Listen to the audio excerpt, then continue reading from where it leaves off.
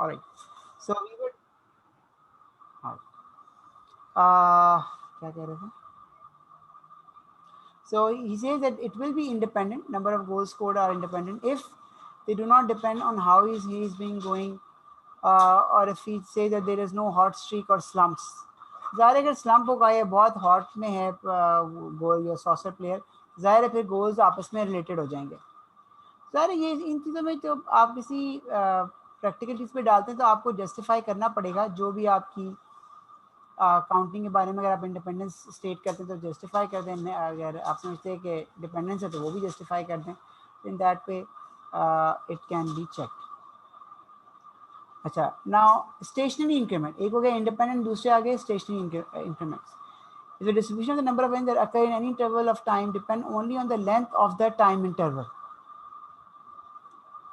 So the number of events or the number of the counting of those events depends only on the interval.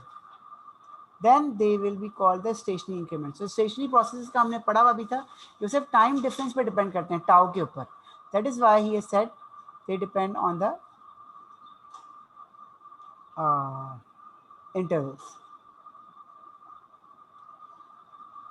तो उसने कहा example ए में stationary increments will be reasonable if there are no times of day at which people were more likely to enter the store.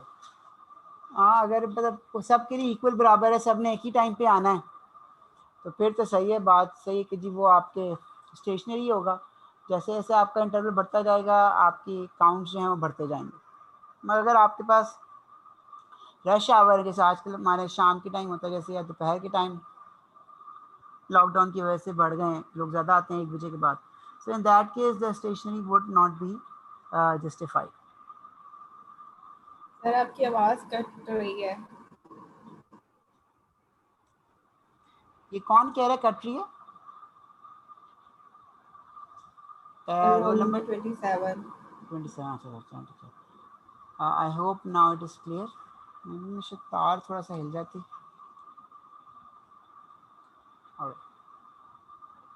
सो हम क्या कहना चाह रहे हैं, इस तरह से ये चीज़ें आप देख लीजिएगा. ये यही था कि आप उसको स्टेशनरी कैसे डिफाइन कर सकते हैं या इंडिपेंडेंट, ये हमने पढ़ा हुआ भी है तो उससे हम कर चुके थे, तो हम आगे चल सकते हैं. सर इसमें हम कह सकते हैं कि स्टेशनरी इंक्रीमेंट में जो ड्यूरेशन है इवेंट का वो टाइम पे डिपेंड करता है, मतलब टाइम के डिफरेंस पे. उस काउंटिंग डिपेंड करती है ड्यूरेशन पे. आपने स्टेशनरी प्रोसेस हमने पढ़े हुए ना चैप्टर, शुरू के फर्स्ट चैप्टर जो हमने पढ़ा था स्कोर्स का, उसमें ये था ना कि जो आर ऑफ टाउ था, टाउ किसके बराबर था, T comma T plus tau, उनके डिफरेंस के बराबर आ रहा था ना फंक्शन टाउ के, तो वो स्टेशनरी होता है.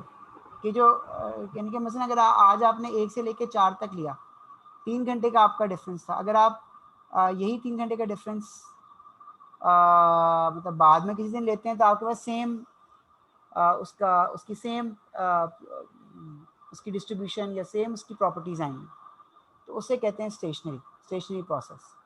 तो यहाँ पे भी वही कहना चाह रहा है कि जो आपकी डिपेंडेंस है वो लेंथ ऑफ टाइम पे, लेंथ ऑफ इंटरवल पे. अब लेंथ ऑफ इंटरवल पे, और अगर डिफरेंस जो है वो सेम हो देन उसे स्टेशनरी इंक्रीमेंट के इन टर्म ऑफ वर्ड्स, मतलब sir mathematically in term of words मैं ये कहना चाह रहा हूँ कि स्टेशनरी इंक्रीमेंट हमने आज के दिन में काउंट किया है, फिर हम 2 दिन बाद करते हैं, 3 दिन बाद करते हैं, तो उसी ड्यूरेशन में आज अगर 3 घंटे के लिए किया है तो कल भी 3 घंटे के लिए, ड्यूरेशन सेम है. और अगर इन इस ड्यूरेशन में जो इवेंट्स है वो भी सेम है तो सर फिर उसको हम कहेंगे कि ये स्टेशनरी है. सेम होना इतना ज़रूरी नहीं जितना हम हार्ड वर्ड यूज़ करें कि काउंट सेम आए. उनकी पीडीएफ्स या उनकी जो प्रोबेबिलिटीज़ हैं या उनका मीन है, उनकी वेरिएंसेस हैं, अगर वो सेम आ रही हैं फॉर सेम इंटरवल तो वो स्टेशनरी प्रोसेस हैं. जैसे हमने स्टेशनरी प्रोसेस की डेफिनेशन देखी थी कि उनका मीन कांस्टेंट रहता है, या आप उनका मीन 0 भी कह सकते हैं, कोई कांस्टेंट नंबर रहता है, या ये थी कि उनकी जो ऑटो कोरिलेशन थी वो डिपेंडेंट थी और उनके मतलब के टाइम डिफरेंस पे. तो ये तो एक्चुअली थी एक बहुत ही यानी कि मैथमेटिकल डेफिनेशन, मगर यहाँ पे तो हम बहुत ही यानी ओपन अप कर दिया हमने, तो हम तो बिल्कुल प्रैक्टिकल सिनेरियोज पे जा रहे हैं. तो मकसद ये है कि डिस्ट्रीब्यूशन जो है उसकी वो इंटरवल पे डिपेंड करे. Counting process stationary is said to if the distribution of the number of events that occur in any interval of time depend only on the length of the time interval. Yes, sir. तो इधर भी देखें, if the number of events has the same distribution for all s, if the number of events in the interval has the same distribution, yes, ये भी सही है, बिल्कुल ठीक है. लेकिन इसमें आपका इंटरवल t है, हर इंटरवल तो आपका t रहता है, चाहे आपका s जो मर्जी हो, इंटरवल आपका t रहता है. अब s को जो मर्जी टाइम स्टार्ट कर दें, अगर हर इंटरवल t के लिए आपके पास नंबर ऑफ इवेंट्स जो हैं वो सेम आते हैं, so in that case this will be called a stationary increment. Stationary increment. Yes.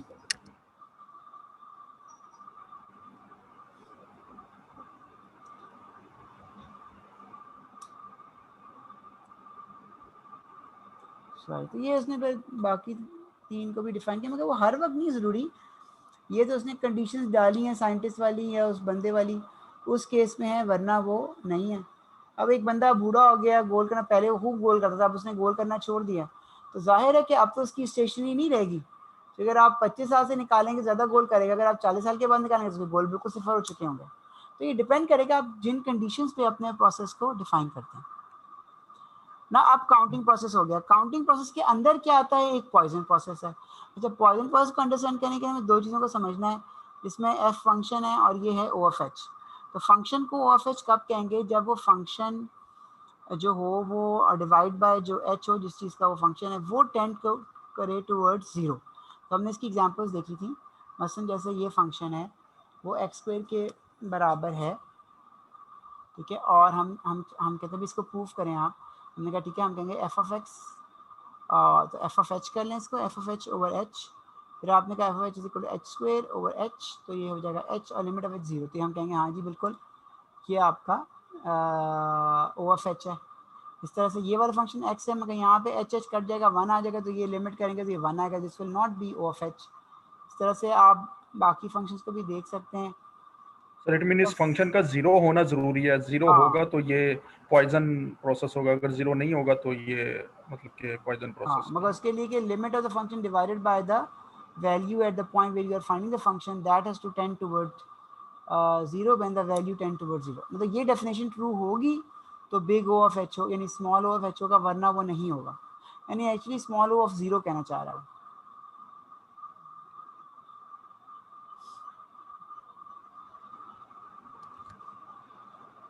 ये तो ज़ाहिर है एफ होगा तो जो कोई प्रोडक्ट फंक्शन होगा वो भी जीरो पे जाएगा, तो जाहिर है.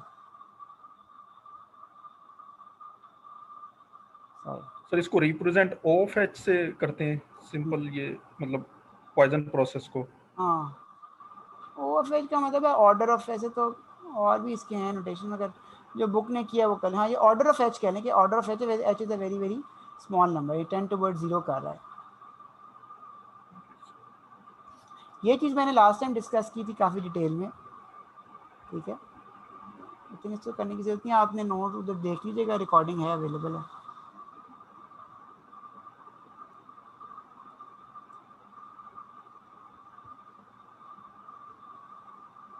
अच्छा, ये सब चीज़ें ये भी एक्चुअली हमने पहले पढ़ा हुआ है. ये जो फेलियर रेट था हमारा, ये भी हमने पढ़ा था. डेंसिटी एफ पढ़ी थी और फेलियर रेट फंक्शन ये भी हम पहले पढ़ चुके हैं. और ये हमने प्रूफ्स भी हमने किए हुए इन चीज़ों के पिछले चैप्टर्स में या पिछले लेक्चर्स में. आप देख लीजिएगा, ये हमने सारा एक तरह डिफाइन किया हुआ था कि probability that x lies within this interval t plus h, where we know x is continuous with density f and failure rate function lambda t. Then the approximate statements ये था कि जी probability that x lies between t and t plus h is equal to the density times h. h यहाँ पे interval आ जाएगा. और the probability that x lies between t and t plus h given that x is greater than t, this will be equal to failure rate into H. ये हम proofs पहले कर चुके हैं, तो वहाँ से आप ये देख सकते हैं। और इन्हीं स्टेटमेंट्स को आप फिर इस तरह से लिख सकते हैं कि that this probability comes out to be equal to F of T into H plus big यानी स्मॉल ऑफ, यानी कि छोटा स्मॉल नंबर, ये तो अप्रॉक्सीमेट था, इक्वलेंट पुट करेंगे तो कोई स्मॉल नंबर यहाँ पे, but it is tending towards zero. यहाँ भी small of H, but it is tending towards zero. So counting process Poisson process होगा if K following axioms hold करेंगे, ये कि जीरो पे जीरो होगा और इसके इंडिपेंडेंट इंक्रीमेंट्स होंगे, यानी कि ये ज़रूरी है कि काउंटिंग प्रोसेस में जो इंक्रीमेंट्स हैं स्टेशनरी यानी लिखा इंडिपेंडेंट होने चाहिए, ठीक है। इंडिपेंडेंट टाइम पे इंडिपेंडेंट काउंट्स होंगे, ठीक है। और दूसरी ये प्रॉपर्टी थी कि नंबर ऑफ इवेंट्स जो एच में अकर हुए हैं उनकी क्या प्रॉपर्टी है, 1 के बराबर है, तो 1 के बराबर होंगे failure rate into H plus O of H. और क्या प्रॉपर्टी होगी कि वो 2 या नंबर ऑफ इवेंट्स जो हैं वो 2 हों या 2 से ग्रेटर हों, तो वो बहुत ही कम होंगे और वो होंगे स्मॉल ऑफ एच और टेंडिंग टुवर्ड्स जीरो। ये 2-3 प्रॉपर्टी इसके साथ आ जाएंगी। ये सारी डेफिनेशन आ गई पॉइजन प्रोसेस की। सो हम इसको पॉइजन प्रोसेस इसलिए कह रहे हैं कि जिसमें नंबर ऑफ इवेंट्स हैं किसी भी इंटरवल में,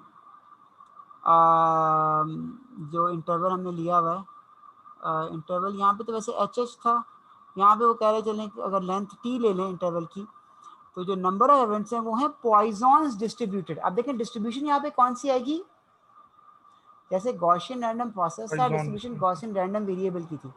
अगर ये पॉइजन प्रोसेस है, डिस्ट्रीब्यूशन पॉइजन डिस्ट्रीब्यूशन आएगी, जो अभी हमने देखा था, e minus lambda i over i factorial. और उसका मीन क्या हो जाएगा, मीन उसका हो जाएगा लेमडा टी।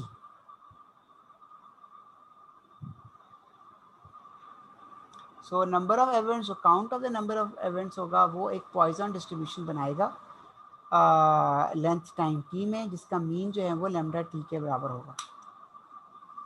अब इसी का इसने यहाँ पे प्रूफ दिया हुआ है, अच्छा खासा लंबा चौड़ा प्रूफ है।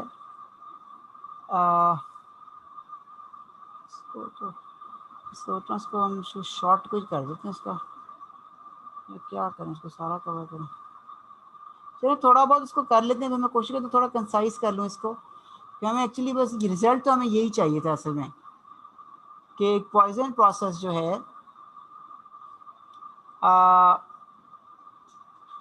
वो एक्चुअली पॉइजन रैंडम वेरिएबल से रिलेटेड है, और जहाँ पे जो नंबर ऑफ काउंट एक टी इंटरवल में, कोई भी इंटरवल टी है, उसमें जो नंबर ऑफ काउंट्स हैं वो एक पॉइजन रैंडम वेरिएबल होंगे जिनका मीन लैम्डा टी होगा। थोड़ा सा इसका प्रूफ देख लेते हैं, बात फिर हम छोड़ देंगे, हम तो इतना हम ज़्यादा डिटेल ही जाना चाह रहे थे। तो वो कह रहे जी इसको कैसे ड्राइव, इसको कैसे शो करें, तो उसने कहा जी अब ऐसा करें कि let us first of all find the mean of E minus you N T. So here NT is again the the counting process, Poisson's counting process, and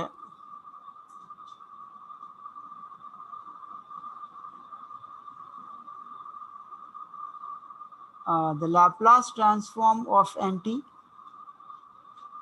So expectation of E of minus U gives us the Laplace transform of NT. हाँ जी, ये आप लोगों ने पढ़ा है, ये वाली relationship जो होती है, लैप्लास ट्रांसफॉर्म जो है वो इस तरह से निकल आता है, जो ई ऑफ लैप्लास, याद है ना, ई ऑफ एस टी था आपका, लैप्लास ट्रांसफॉर्म ही से आपके पास फोरियर ट्रांसफॉर्म बनता है जब आप एस को जे ओमेगा पुट कर देते हैं। हाँ जी, ये थोड़ा सा ये आपने पढ़ा हुआ कहीं कि लैप्लास ट्रांसफॉर्म इस तरह से निकल सकता है। सर इसका प्रूफ है कोई, क्या आपने पढ़ा हुआ है लैप्लास ट्रांसफॉर्म? नहीं, मेरे ख्याल से आपने तो रैंडम प्रोसेस का पढ़ा ही नहीं होगा, है ना? नहीं सर इसका कोई प्रूफ है तो वो समझा दें। लंबा ही खींच रहे हैं लोग, मुझसे डाल दें। असल में तो मीन है, मगर वो शो करना है एक्चुअली। मैं सारा 9 मिनट में बता।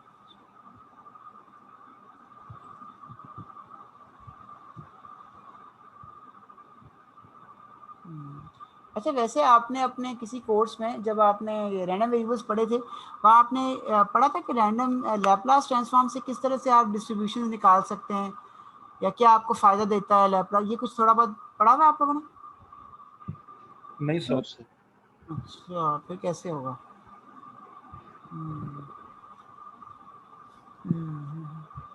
अच्छा, ये तो फिर सर हमें किसी लैप्लास को ट्रांसफॉर्म का अभी तक नहीं पढ़ा, मतलब इस कोर्स में। नहीं, इस कोर्स में तो हमने पढ़ा ही नहीं है, मगर वो एक्चुअली जो है ना प्रोबेबिलिटी के कोर्स में वो पढ़ाते हैं। पता नहीं शायद आप लोगों को पढ़ाया कि नहीं, कि जी लैप्लास ट्रांसफॉर्म देखिए एक ट्रांसफॉर्म है ना, तो उस ट्रांसफॉर्म की हेल्प से आप बहुत कुछ इजीली फाइंड कर सकते हैं चीज़ें। खासतौर पे मीन निकाल सकते हैं, वेरिएंसेस निकाल सकते हैं, मोमेंट्स निकाल सकते हैं, वो बड़ा अच्छा रिलेटेड होता है इनका आपस में रिलेशनशिप। सो सर नहीं मतलब पढ़ाइए। नहीं पढ़ाया हुआ हमने। सही है, चलो ठीक है, ये फिर मैं आपको बाद में करवा दूंगा, मुझे रिवाइज करवाना पड़ेगा। अभी फिलहाल बस यही समझें कि मेरे पास एक रैंडम प्रोसेस था, ठीक है। रैंडम प्रोसेस को मैंने यू से मल्टीप्लाई किया, उसका एक्सपोनेंशियल लिया, फिर एक्सपोनेंशियल का जब मैंने मीन ले लिया तो मुझे Laplace transform of N of T देगा। इसके पीछे एक लंबी थ्योरी है इसकी, जिसको हमें शायद देखना पड़े, मैं देख लेता हूँ। अगर बहुत ज़्यादा इन्वॉल्व हुआ, हम टाइम कम हुआ तो फिर हम ना करें। अभी फिलहाल इसको एज इट इज ही ले लें, ये आपको याद ना रखें, फिर एग्जाम में दे दिया करूँगा कि Laplace transform of random process specially of accounting random process is equal to e of exponential e minus u nt. Acha. Let us say we define a function which is equal to e of u nt. Now we find the function gt plus h. So gt plus h will be e of u and t plus h. So I can write this as n into t into n in t plus h. फिर यहाँ पे minus n T कर दिया, यहाँ plus N T कर दिया, minus plus करके ताकि वो आपस में कैंसिल हो जाए। यहाँ पे गलती है, ये ब्रैकेट साइन इधर भी आएगा, इसने गलत किया, एक ब्रैकेट इधर भी आएगा, वो स्मॉल ब्रैकेट यहाँ पे एक और भी होगा। फिर ये हो गया e of minus you N t हो गया, ये u of n t plus h आ गया, एंड दिस विल बिकम, ये यू इसके साथ भी है, और ये डबल यहाँ पे इसने डबल ब्रैकेट डाल दी, यहाँ पे इसने सही किया। फिर E of U N T ये तो वैसे ही रहा, और ये जाहिर है कि आपको पता है कि जो ये जो एक्सपोनेंशियल रैंडम है कि आपस में इंडिपेंडेंट होते हैं, तो ई ऑफ दिस इंटू ये दोनों अलग अलग आप ऐसे प्रोडक्ट को लिख सकते हैं, जैसे E of X Y is equal to E of X into E of Y. Products में आप लिख सकते हैं, क्यों? क्योंकि जो आप ये एक्सपोनेंशियल रैंडम वेरिएबल्स वो इंडिपेंडेंट होते हैं, हमने अच्छा खासा डिस्कस किया है, इसमें मैं जाने की जरूरत नहीं है। So e of minus you N t minus n t आ गया। तो ये तो हमारा वही है जिससे हमने स्टार्ट किया था, जी एफ टी, और ये हमारे पास ये सारा का सारा वैसे ही आ गया, ऐसा आ गया।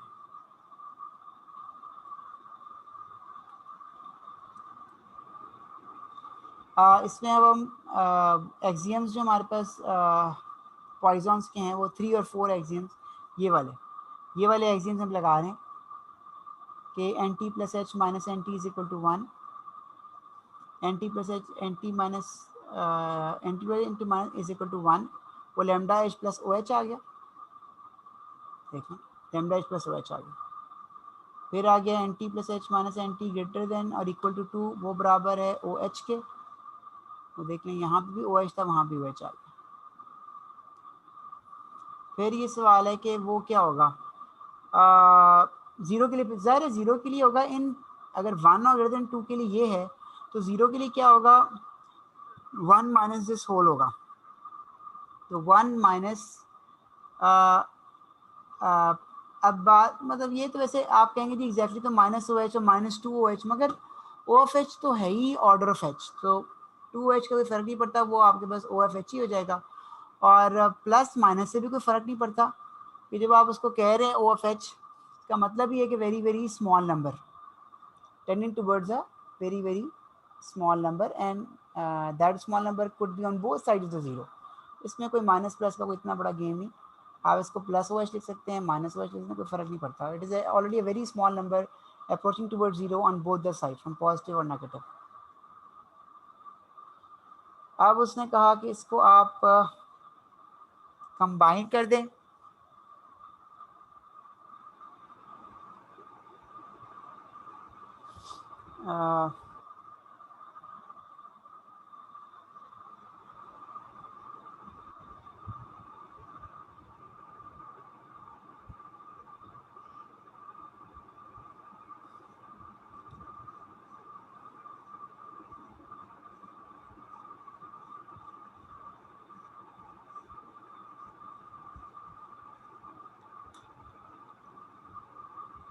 Conditioning on which of these three properties occurs gives that mean of E of minus U is equal to this thing plus this plus O of H.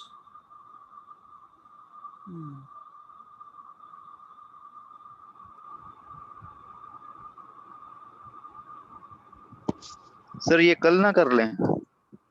हाँ जाहिर, अब तो टाइम भी हो गया अटेंडेंस से, सही कह रहे हैं आप. All right, I will mark Yes, your sir. Attendance. सही बात है, सही कह रहे हैं. Thank you very much. 25-5. हाँ जी, roll number 3. Present, sir. Roll number 4. Yes, sir. Roll number 5, or sorry, roll number 6. 6 is absent. Roll number 10. Present, sir. Roll number 9, I'm sorry, roll number 9 and roll number 10 are both present. All right. Roll number 6 आई है कि नहीं आई? नहीं आई. अच्छा, roll number 18. Present, sir. Roll number 24. Roll number 20. Present, sir. Present, sir. ठीक है. Roll number 27. Present, sir. Okay, 28 तो absent है. So roll number 30. Present, sir. Roll number 34. Present, sir. Okay, roll number 6 नहीं है. ठीक है. All right, thank you very much. As I will end the lecture. So we will start from.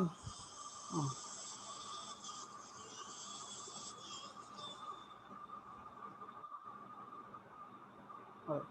So we will start from the point where we have left off, inshallah. All right, thank you. Okay, sir. Allah Hafiz. Allah Hafiz.